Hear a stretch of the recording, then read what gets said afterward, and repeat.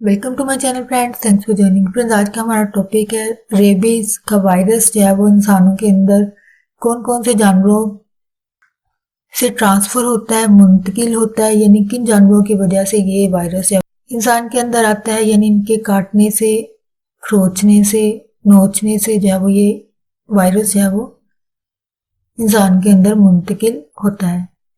यानी कौन से जानवर जो है वो इस वायरस को फैलाने की वजह बनते हैं। इन जानवरों में पालतू जानवर यानी जिनको घरों में आमतौर पर पाला जाता है, इन जानवरों में पालतू जानवर और जंगली जानवर दोनों ही शामिल हैं, यानी ये दोनों रेबीज फैलाने की वजह जो वो बनते हैं। सबसे पहले आमतौर पर जो कॉमन जानवर है जो कि जिनके बारे में सभी जानते हैं कि ये जो है इस वायरस को फैलाने की आम वजह बनते हैं, वो जानवर है कुत्ता, कुत्ते, चमगादड़, पैरट्स, बिल्लियां, गाय, बकरियां, घोड़े, खरगोश, बीवर्स होते हैं, कयोटीज होती हैं, लूमड़ियां, बंदर, रैकून्स, स्कंक और वुडचक जो है शामिल है। वुडचक जो है वो लकड़ को काटता है। इनमें से कुछ जानवर तो आम है, यानी बिल्ली, कुत्ते वगैरह या चमगादड़, बकरियां, घोड़े, खरगोश वगैरह। लेकिन कुछ जानवर जो है वो यूरोपियन या फिर अमेरिका में पाए जाते हैं, जैसे कि पैरट्स हैं, बीवर्स हैं, कयोटीज हैं, रैकून्स हैं या फिर स्कंक हैं।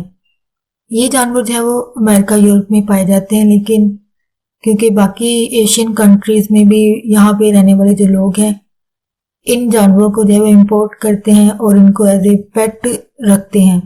तो जो लोग इनको जो है एज ए पेट रखते हैं उनको ये बात ध्यान में रखनी चाहिए कि ये जानवर जो है वो रेबीज के वायरस को फैलाने की वजह बनते हैं। यानी ये वाले जो है मोस्ट कॉमन जानवर हैं जो कि इस वायरस की जो है वो वजह बनते हैं, क्योंकि इंसान जो है वो इनके कांटेक्ट में कहीं ना कहीं से होता है।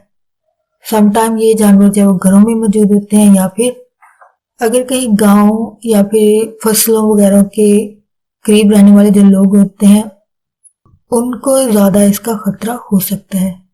होप फ्रेंड्स, आज का टॉपिक आपके लिए इंफॉर्मेटिव और इंटरेस्टिंग रहा। प्लीज मजीद अवेयरनेस और आगाही के लिए फ्रेंड्स एंड फैमिली के साथ वीडियो को शेयर जरूर कीजिएगा, वीडियो को लाइक जरूर कीजिएगा, कमेंट जरूर कीजिएगा।